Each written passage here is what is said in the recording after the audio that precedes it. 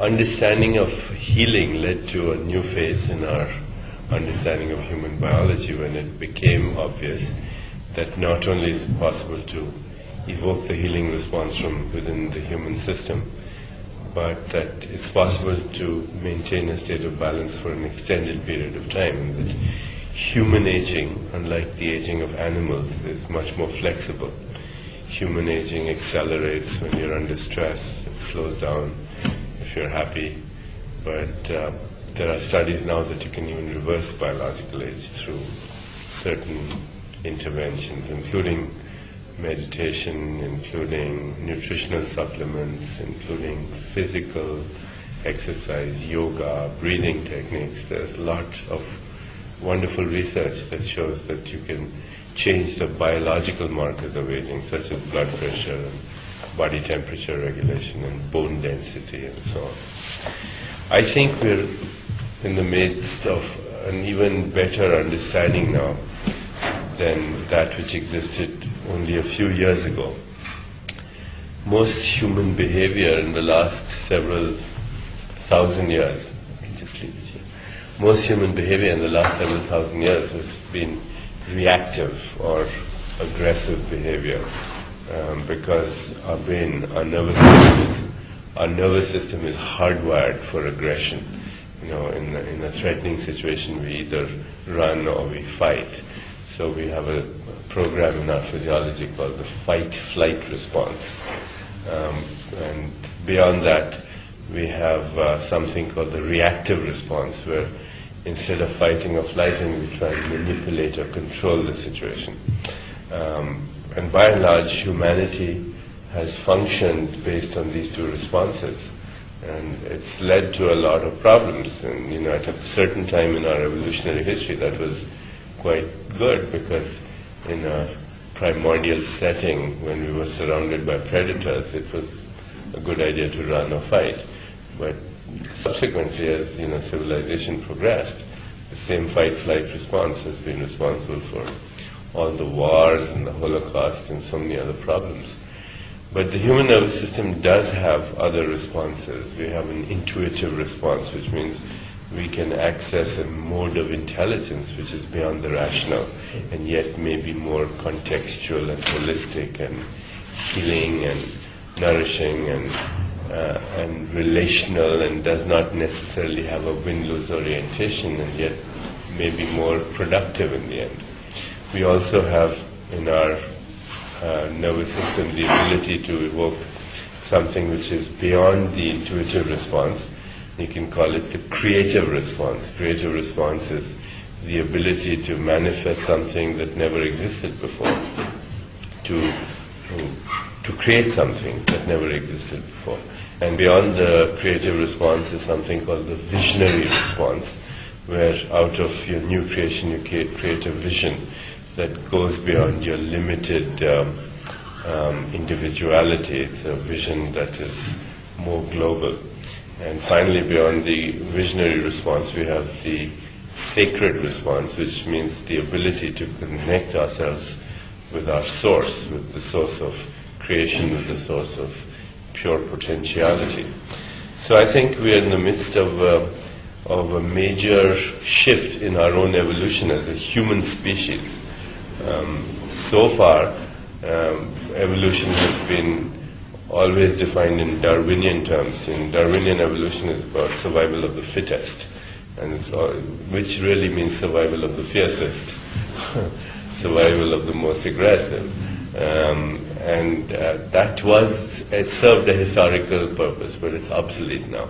I think for humans, the next phase of evolution is what you might want to call metabiological evolution, which is beyond biology. It's the evolution of consciousness, and ultimately the evolution of consciousness, because we are the only species that is aware of the fact that we are aware. We are the only species that's conscious of consciousness. And as we embark on this metabiological evolution, you know, a famous scientist by the name of Jonas Salk said it will be survival of the wisest instead of survival of the fittest. The wisdom will be the new criteria for fitness. I think that's happening in the world as we begin to in a sense, dismantle our defenses and approach that domain of our awareness, which is more universal and less ethnocentric and less racist and less prejudice, and go beyond religion to a new experience of spirituality, because religion divides, always divides. Religion has been the most, in a sense, the most dangerous thing in our evolutionary history, ever since the Crusades.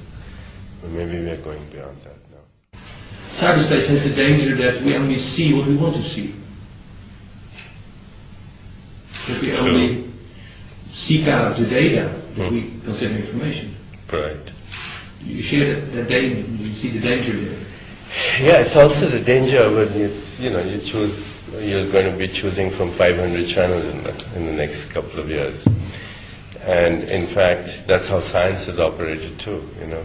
We think science is neutral. It's supposed to be, but after all, remember, who's doing science? Who's doing science? It's a scientist who has his own biases and his own prejudices and his own opinions. And of course, if you believe Rupert Sheldrake and others, then the bias of the scientist influences the outcome of the experiment.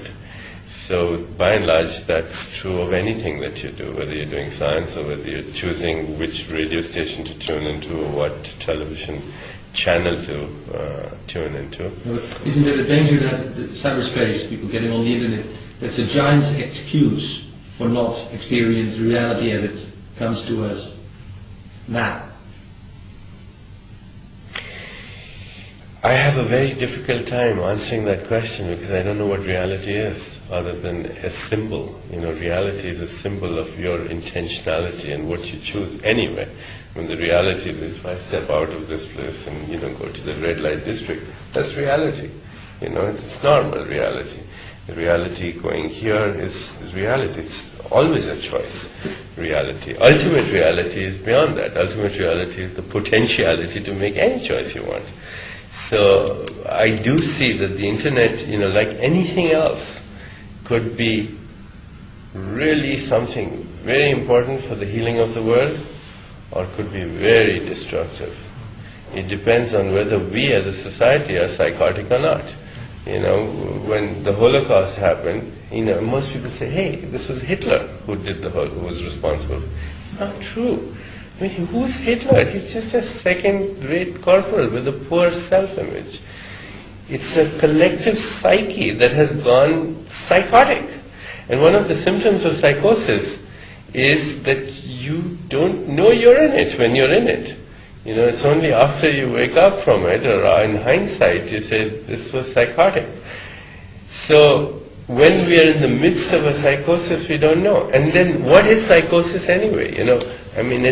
If psychosis is what doesn't conform to everybody else's values.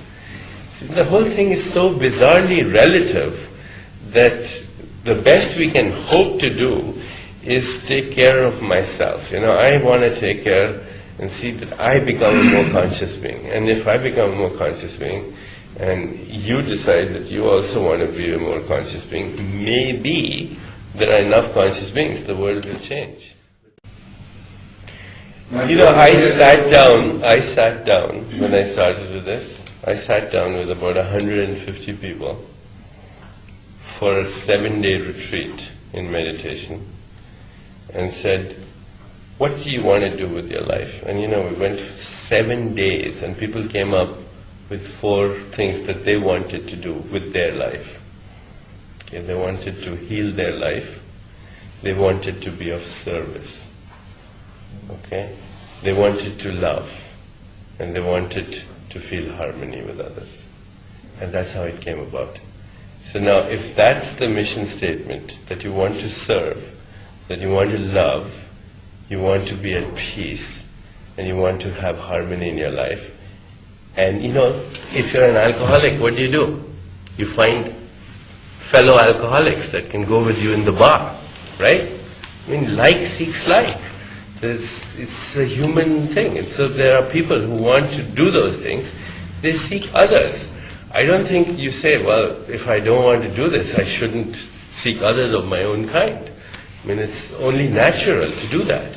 Now, where that will lead 100 years from now, I don't know. But as long as you maintain your values, that's the only thing you can